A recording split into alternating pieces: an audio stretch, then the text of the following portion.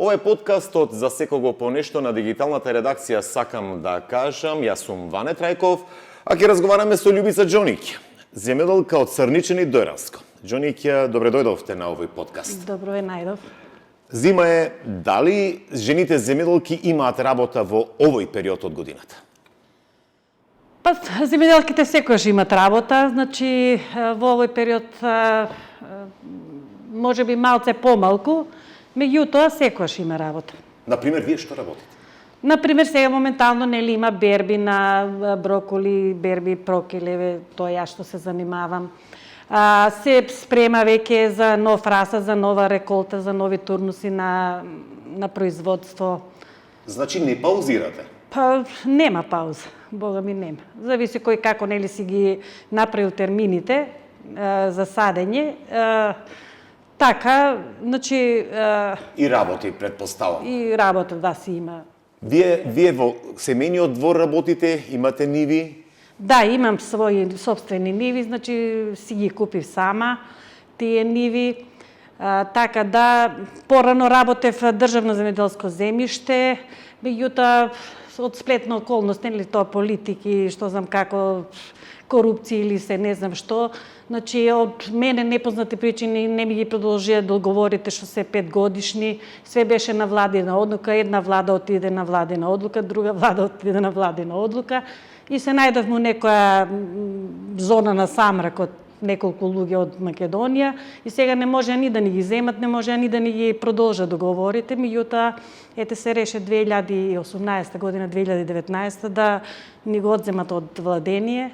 Така, Сакате да кажете, вие се занимавате долги години со земјоделство, да. а не ви дава државата, односно не ви ги продолжите државата? Не ги продолжи тогаш договорите и така ентузијазмот падна нели во однос на она ширење да станеш голем земјоделец, затоа што веќе довербата се сведе на минимум.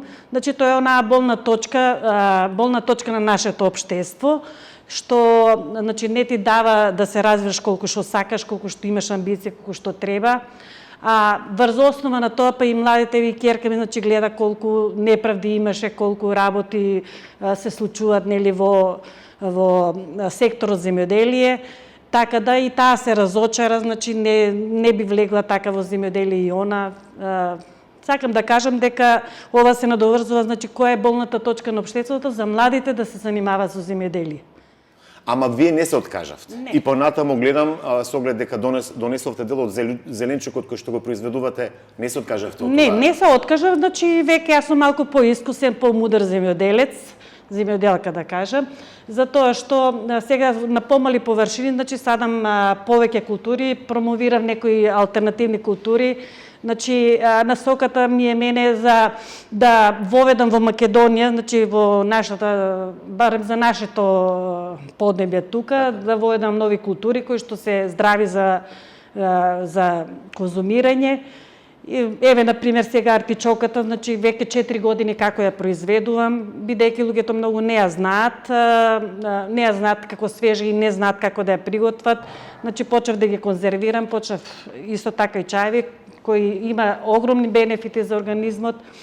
И ова ми е фактички со артичоката уназад 10 години планирано, меѓутоа не можев да најдам семе, од кога го најдов семето, почнав да го промовирам и упорноста се исплати во секој случај. Гледам овде брокула, прокели и култури кои што можеби ги немаше во југоистокот, во Струмичко, Валандовско, Дојранскиот регион, сега се ориентиравте на нешто што не е вообичаено, не беше традиционално за овој. И како е? Да, може ли? брокулата, значи тоа време кога почнав ја негде 2002 година, 2001, значи почнав севте со брокулата, па до сега, значи таа не ја знаеа луѓето, меѓутоа како одеа годините, пошто значи првите чекори ги почнав од рано и значи унапред сум 10 чекори за разлика од другите земјоделци кои не истражуваат, не не применуваат нови методи, нови технологии, истражување на пазарот, она кој што е потребно и да се бара од страна на потрошвачите во таа насока, предпоставувам. Да, и исто така и со овие алтернативните култури малце мислат дека нема да имат кер, затоа што од почетокот прво не се продава, меѓутоа додека го научат луѓето, после си постои некој континуитет, значи јас тоа многу добро го знам како мудар земјоделец. И да кажеме ова келот, лиснат кел, сега е модерен. Значи јас го воведувам сега овој лиснат кел, што е многу здрав, значи превентивно треба да се конзумира како храна, како здрава храна. Младите сега со тие сокови смути што ги прават, значи стават лиснати култури. Воведовте нови култури, но кој ги продава? Јас. Значи, јас планирам, јас работам, јас финансиите си ги водам све јас. Од почеток јас сум предприемач, така да, значи, од почеток до крај све е моја иницијатива. Но вие паралелно сте и мајка, жена. Да, ќерка ми е веќе возрастна. Добро, но во секој случај и семејните обврски предпоставувам. Да, секако. Значи, моментално сега живеам со мајка ми, ќерка ми си е во Скопје, таа си работи. Иначе она ми помагаше доста порано, значи во сеидбата на семенскиот материјал и во некои други работи ми помагаше, меѓутоа сега сведов малце на помали површини. Едно што нема веќе работници, значи кој се разбрал, кој отишол во Грција, кој, како да ви кажам, работници многу нема и се сведе се на наш грб, значи да си работиш колку можеме да работиме толку. Регистрирана земјоделка? Да, регистрирана земјоделка. Првим бе фирма, значи Доел, кога ги имав земјоделските земјишта, меѓутоа се наљутив и ја затвори фирмата. После за да си ги сведам трошоците на минимум, бидејќи значи не вреди, моето размислување беше не вреди на државата да се дават толку пари, затоа што тука е веќе и книговодство и сите тие работи и ги сведов на минимум трошоците, така да се регистрирав како индивидуален земјоделец со преку ПИОМ, мислам. Џонике, дали во тоа време, додека имавте фирми, бевте носител на земјоделско стопанство и сега сте, но индивидуално тогаш државата ви помагаше? Бидејќи сте жена земјоделка, жена кој што сака да развива земјоделски бизнис, земјоделско производство, имавте ли помош од државата? Она што забележувам со земањето на нивите како да сте осакатени. Да, секако да, мислам ентузијазмот спадна, така да не знам како да ви кажам, значи оној континуитет кога се залетуваш и кога ќе те зопне некој. Меѓутоа ништо јас не губам, затоа што веќе нели староста иде, не можеме толку да се занимаваме нели со огромна работа, меѓутоа можеби ќе дојдов до некое едно поголемо производство со повеќе вработени, како да ви кажам. Меѓутоа тоа е затоа што довербата се сведе на минимум према државата, така да реагиравте ли тогаш до државните државните институции? Значи нонстоп реагирав, да ви кажам, и кој имаше нели овие како ги викат партиските митинзи, ова, она, значи секаде на оваа влада, на онаа влада, мислам. И сега овие раководители дека реагират, меѓутоа имаше некој веројатно под маса што го чувал оваквото. Сега не знам како да ви кажам. Тоа земјиште кај е сега? Кој го работи? Го работи некој? Сега ми кажа дека наводно го зел некој, сега кој? Ама стоеше празно, предпоставам. И уште е празно, уште не се работи. Уште не се работи. Уратнова, значи, вложував булдожери, вложував, нели, тешка механизација, давав многу пари да се расчисти земјишта, да се изреме, меѓутоа, тоа е тоа, нашата болна точка е тоа. И покрај вашите напори не успеавте да дојдете до државна? Не, дигнав раци, иначе јас требаше да се судрам со држава, требаше да ги тужам во министерството, меѓутоа, тоа ќе беше туркање. И од сегашна гледна точка, колку државата се грижи за жените земјоделки? Па видите сега, значи јас порано бев и во овие невладините организации, значи бев во Федерација на фарми, 11 години бев во управен одбор, значи бев лидер на жените, на мрежата на жени на Федерација на фармери. И како одеше време, значи секојаш имаше све некои различни потреби на жените, затоа што значи од моментот на свесноста на жената во руралните средини, посебно нели кој е емоционалната зрелост пред се, кои се потребите, кои се амбициите, значи имаме од најниско ниво до највисоко ниво на свест на жени, така да оние жени, например, тој период кога имаше многу проекти, кога имаше многу семинари, имаше многу учења, јас сум една од нив, значи бев изградена од тие проекти, сега ги нема тие проекти, сега све се сведува, проектите се сведуваат на она што темата, значи зашто дават пари, за тоа ќе правиме проект у суштина. Мислам, тука е... А сега сте се обидели да користите средства од, надвор, од тоа ДОАЕЛ, што викавте, вие сега сте индивидуална земјоделка. Но има и ИПАРТ, има субвенции по основ на жена, земјоделка, рурална жена, по основ на, не знам, подигање нови насади. Дали користите нешто сега? Значи, 2022 кога ја продадов фирмата, нели, кога се регистрирав како индивидуален земјоделец, следната година значи ги намалија скроз субвенциите, значи од 3.500 денари по декар, како беше за градинарство, се намалија на 1000 денари, значи беше скроз намалено, тука исто така, значи не се исплатеше да одиш да се пријавуваш, да даваш документи. Има ли бирократија во земјоделскиот сектор? По институциите, велите? Има и бюрократи, има и сопки, има ако сакат ако сакат нешто да ве спречат во нешто, значи има начини како да го направат тоа културно и без... Да. Љубица, пред малку рековте дека своевремено ќерка ви многу ви помагаше. Да. Слушав дека ќерка ви не е во Црнични, туку е во Скопје. Да. Која е причината што таа, претпоставам, не се занимава со земјоделство? Или? Не, добро, мислам, во ред, она, например, сега се со алтернативни некои овие храни... Но не остана во Црничани да го продолжи? Не. Кој е виновен? Вие ли бевте пресудниот фактор што таа се оддалече од земјоделството или пак она не сакаше, гледајќи го тоа што... Тоа е малку сложено, ама мислам дека уште однапред кога гледаш ја колку се мачам, нели, од и на почетокот беше многу мачно моето земјоделие, да кажам, затоа што бев и без пари, бев без како да ви кажам, без основни средства, све некако се врзуваше едве крај со крај. И она тоа го гледаше како дете, како да кажам, ми помагаше и повеќе ми помагаше тогаш кога се мачам, меѓутоа кога виде дека стварно е тешка работа, а мимо тоа, нели, кога имаш и некои судири, нормално, нели, ние како фамилија се збориме, вака ни направи, онака ни направи, се дали сме биле во право или не, значи тоа е наше субјективно размислување, нели?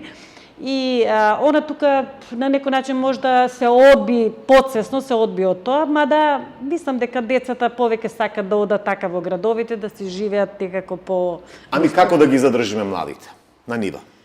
Знаете а се зборуваат постојано на оваа тема. Постојано велиме дека имаме потенцијал, ниви, клима, а младите не сакаат да се занимаваат со земјоделство. Видете сега, значи ја по мое, значи јас сметам дека тоа е малце подлабок процес. Значи као прво, значи вистинските земјоделци кои што влечат некоја традиција со земјоделието, значи на тие треба да им се даде се, значи децата тука нели да се врткат, да им влезе под кожа земјоделието, да видат дека имат бенефити, нели родителите нивни, па и они можеби ќе имат, значи така се раѓа љубовта према земјоделието. И нормално, нели, да си го продолжат оној традиционален процес на производство, за да може да екзистират и да може да профитират од тоа земјоделие. И мислам дека тука треба повеќе да се обрне внимание на вистинските земјоделци, да не им се прават сопки, без разлика што и да им се дава тоа што бараат, за да може да се развиват во некој недоглед, а тоа младите се го пратат, го гледат, мислам, во секој случај. Имаме ли вистински земјоделци? Добивам чувство дека многу повеќе се оние кои што работат друга работа, а земјоделството им е споредна, како дополнителен приход. Не, има вистински земјоделци, да ви кажам искрено, ама сите тие земјоделци више најстаросната граница, еви јас тука спаѓам во таа граница, дека веќе не се годините, нели, не продуктивноста паѓа. Да, паѓа продуктивноста. И тие вистински земјоделци сега, мада околу 60 години, да кажем, уште сме млади, јас мислам, ако ме држи здравето, јас ќе работим и до 90 години, мислам, во тој стил нешто. Меѓутоа, оние младите нема, меѓу младите, многу ретко ги има, ама многу ретко. Многу ретко. Успеавме ли во овој период од 30 години самостојна држава Македонија да го современиме производството земјоделско? Или Да, се има уште напредок. или се уште сме на рало, на коњ, на запрежна кола? Не, има напредок. Значи во секој случај има напредок, меѓутоа бидејќи транзицијата не изеде, значи ова политикава не изеде малку, значи имаше и добри политики, имаше и лоши политики во земјоделието. Значи јас ги памтам оние добри политики кога стварно ни тргнав напред и сите тие работи, меѓутоа топло ладно, што да тушира, колку тушира земјоделецот, веќе губи снага, се губи енергија, се губи волја и тоа е тоа. Ке имаме ли ние храна, наша автохтона, македонска, од нивите? Оти вака како што гледаме нивите и во Струмичко, и во Валандовско, и во Дојранско, повеќе се со треви отколку со зеленчук. Па, знаете што да ви кажам? Значи, еве и јас лично порано, значи, садев по 15 декари, по 20 текот на целата година, нели циклично. Меѓутоа, еве сега сум сведена на некои 5-6 декари Половина хектар. Половина хектар, да, во текот на годината. И порано имав, значи, секој ден, да кажеме, четврток, Евгелија, сабота во Струмица, така на пазари, значи има ностоп проба, има и да се расипне или ќе фати некоја болест, има и да се продаде на голема, има и за на мало да се продава. Меѓутоа сега еве овој период да кажеме, пошто е ладно, значи брокулата сега не расте толку брзо, значи ќе се пробере пошто е мала површина и еве морам да правам паузи, значи да прескокнувам пазари за да може да порасне малку повеќе. И тоа е тоа, и за тоа се намалува. Мислам, тоа е една од мој аспект, значи зошто Имаме ли храна? Или ќе бидеме увозници? Увозници секако сме. Значи, еве, сега слушам, значи, увозници, се увезувало брокола, се увезувало, не знам, таму зелка, се увезувало све, домати, нели, ностоп се увезуват исто. Секојаш ќе има увоз, ама за извоз малку потешко, затоа што треба да бидеме големи како производители. Ако не сме големи, треба да се здружиме, тоа малце тешко иде. Да, Џоник, сега е пауза, зимски период. Како изгледа еден ден на жена земјоделка кога е турбо, односно кога е летен, пролетен период, кога треба да се сади, паралелно да имате берба, па да се планира на пазар? Како е денот на Џоники? Денот е, значи, се стануваш са бајле, ако треба нешто да завршне или домашни работи, се тука и мајка ми, нели, ја гледам, она е стара жена до 80 години. Значи, најосновните работи што се, значи, што не може без тоа наводнување или било некои работи што се тие ги работам. Потоа ќе ручаш на брзина на некој начин, па ќе отидеш на нива, ќе береш, ако ти е планирано за пазар, па вечер то редиш до касни сати во ноќта, сабајле рано ќе станеш, ќе одиш на пазар и кога си дојдам од пазар, после лежам, спијам едно 5-16 сата да се одморам и така, другиот ден после пак планирам. Што е потешко? Да се произведе зеленчук или да се продаде? Да се продаде. Тоа е потешко. Мада се е тешко, значи, земјоделието за да биде успешно сега, јас се сметам дека релативно успешна земјоделка, значи мораш значи комплетниот маркетинг, од планирањето што да садиш, како тоа да го спроведеш, значи и нормално да профитираш на крај. Да си ги согледаш што најлошо може да ти се случи, нели, и од финансиска гледна точка, нели, од временските непогоди. Што може да ти се случи, тоа све треба да се предвиди на некој си начин, мада малку некојаш е потешко да се предвиди, посебно со овие болестиве, да препаративе, например, сега избегаваме многу прске, значи тоа е веќе актуелно и јас покушавам нешто као полуорганско, нешто као исто прскам и хемија, меѓутоа гледам да биде тоа да се сведе на минимум и да се запазува и каренцата и се, меѓутоа некојаш нема резултати, значи болест ќе ја фати робата. А кога бевте како фирма, кога имавте и државно земјоделско земјиште, тогаш како одеше пласманот? Ова го прашувам, знаете зошто? Бидејќи во Југоистокот континуирано земјоделците велат трговците се виновни, имаме ниски цени, не оди, нема, никој не сака да ни го откупи. Некако проблемот го префрлуваат кај трговците, откупувачите и така натаму и така натаму. Дали се свесни земјоделците за и околу пласманот, потребите? Сега не знам другите, значи од тоа што се жалат сите, нели, као нема пласман, значи јас трговците ги рачунам винови само оние кои што откупуваат за извоз. Значи тие би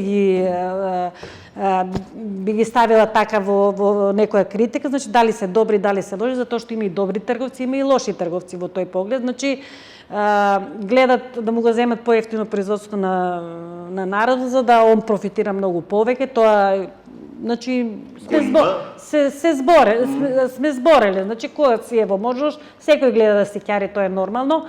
Меѓутоа, континуитетот, значи квалитетот на робата и континуитетот и квантитетот си го прави своето. Значи ако имаш квалитетна роба и ако имаш количина, значи да го снабдуваш стално тој трговец, значи ќе се најде некој што редовно, мада и тука прават киксови, некој нели ќе ти нарачат, па ќе ти извисат или било какво, ама ти после наоѓаш алтернативни решенија, нели на овој пазар или на друг му се јавуваш било како, значи се снаоѓаш, што е тоа? Да, ама ние не можеме сега да ги исполниме овие квоти. Еве велите дека се намалува производството во Југоистокот. Како тогаш да го задржиме таа доверба, таа соработка со трговците и откупувачите, за да ги немаме тие проблеми со ниски откупни цени, протести и така натаму. Не може да се задржи, како да ви кажам, тоа затоа што значи имаш квалитетна роба, имаш квантитет, се продава, самата роба се продава.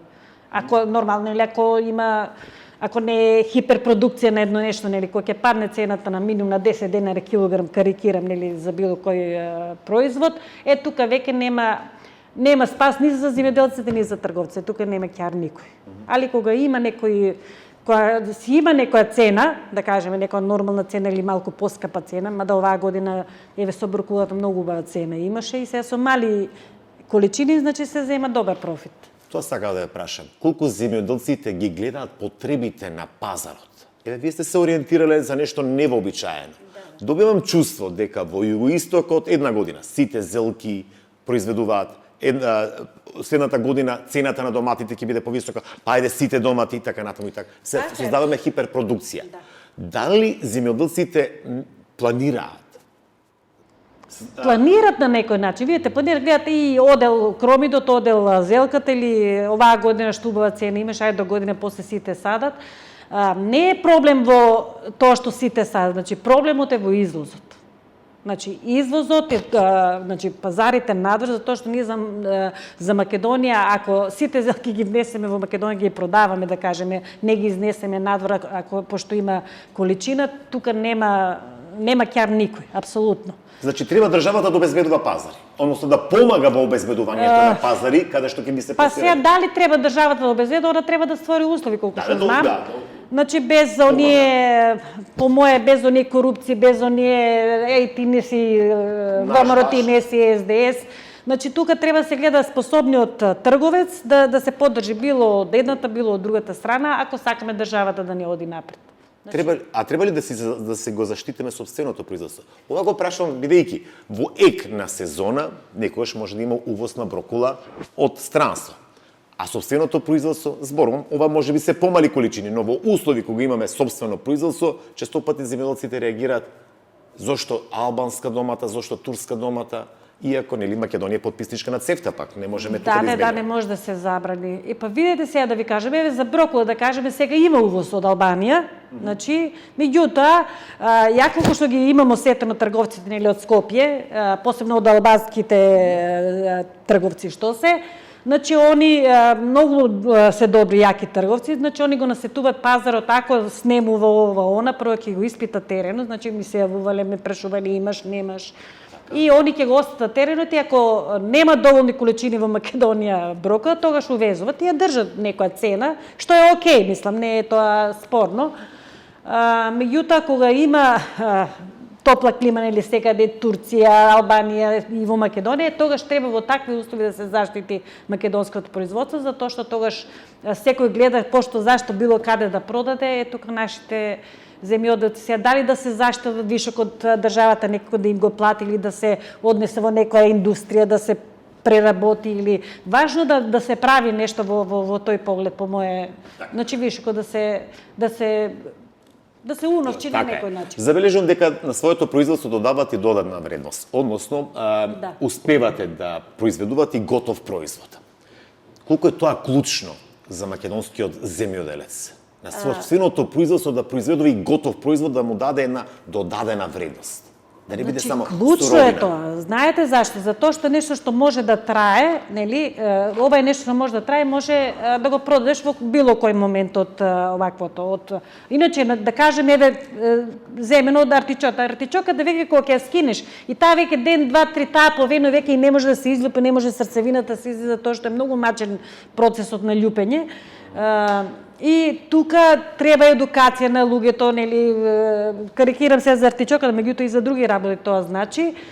И кога ќе му ја додадете вредност, да додадена вредност нема многу, затоа што трудот многу се вложува, значи имаме финансиски импликации, тегла, етикета, сите тие работи. И трудот, колку што си го вложил, не може да се, треба да биде многу скап.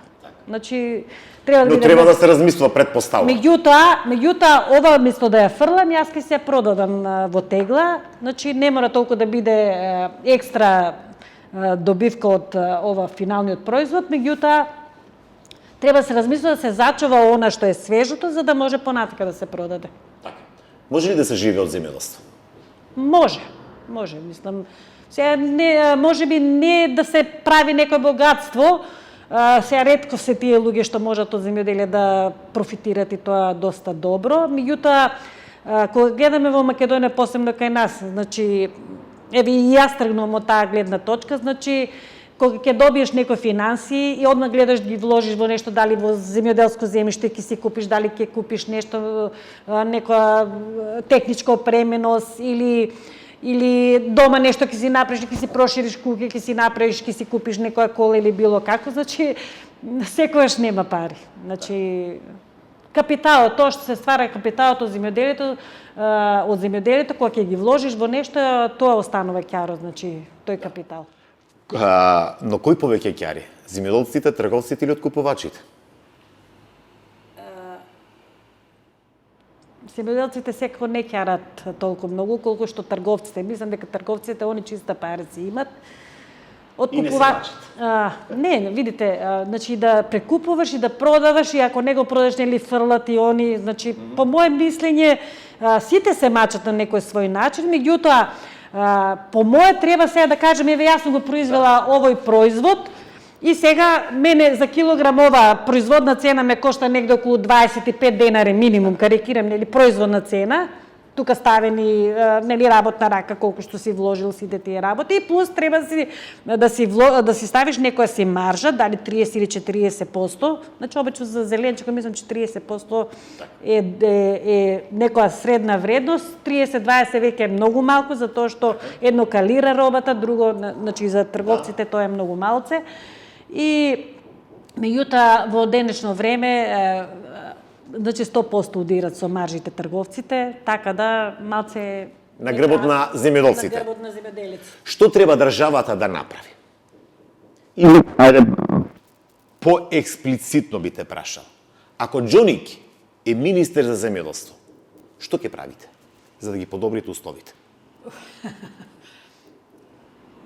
Па не знам, мислам дека треба да се тргне од дното.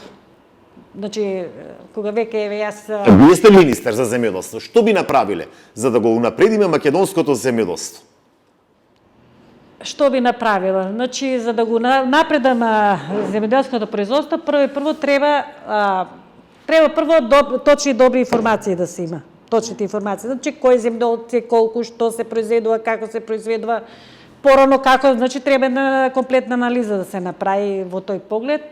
И значи искуствата нормално, нели, кај оманало со продажбите, со сите тие работи, кај што е болната точка, таму да се реагира, ако се трговци, ако се аптеки, земјоделски аптеки, нели, она кој ги поскапува сите тие работи.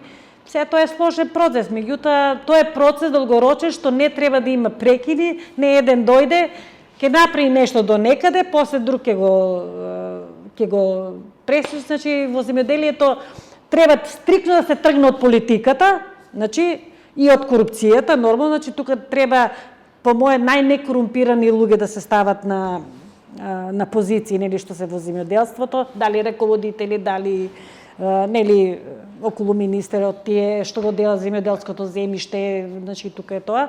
По моје мислам дека тука треба солидни луѓе да се стават, што нема да подлегнат под некои притисоци. И тука може нешто се Сметате ли дека треба државата повеќе инвестиции кон вистинските земјоделци? Да, секако треба. Еве, например, вие се занимавате сега со, ајде да кажем, производство на зеленчука, кој е брокула, кејл и така натаму и така натаму. Дали во вашата кариера земјоделска имате досега дојдено човек од МЗШВ, Агенција за поттикнување на да ви помогне? Да ви понуди помош, не да ви побара средства, но да ви понуди помош од типот на проект за осовременување, модернизирање на земјоделското производство, да ве насочи во која програма Љубица Џоник да аплицира, за да може да го развива својот бизнис. Не, секојаш има, еве да кажеме, од Агенцијата за поттик и развој на земјоделието порано. Јас малце сега више сум изгубила некоја комуникација, значи со сите тие институции, дури и со Министерство за земјоделие. Значи кога морам одам, значи веќе да размислам за развивање на нешто, не. Еве сега планирам да аплицирам, да кажеме, за ова запакувањето, значи за да можам да можам технички да се опремам за оваа пастеризацијата. Меѓутоа, од искуство што ги слушам, нели, од Националната федерација имаше жени што аплицира по 3000 евра што добива, нели, тие помош и сите тие работи. Некои не ги добиле парите, некои не. И тука малце, знаеш, ако малку те сепне нешто, значи ти можеш да вложиш, можеш да инвестираш, може кредит да подигнеш, меѓутоа да се реализира или многу доцна или да не се реализира исплатата, што е многу реално, значи во наши услови, така да малце сум предпазлива јас во тој поглед. Но генерално, еве, можеби вие сте предпазливи, но генерално каква е сликата во Македонија? Ова го велам бидејќи Агенцијата за поттикнување на развојот има 83 советници кои што треба да помагаат на земјоделците. Помагаат ли? Министерството за земјоделство како го гледате? Како апарат каде што треба само субвенции да пријавувате? Не, видите, јас Министерство за земјоделие, да кажеме, еве подрачните единици. Значи, подрачните единици треба сами да се раководат како една единица, нели, независно од централата, затоа што значи, они ги знаат состојбите, они ги знаат земјоделците тука, кој што, како, значи, кој треба да добие, кој не треба да добие. Не за една банална работа, не имало печат и ајде, те одбиле од некој јавен повик или јавен оглас, значи, заради некоја банална техничка грешка.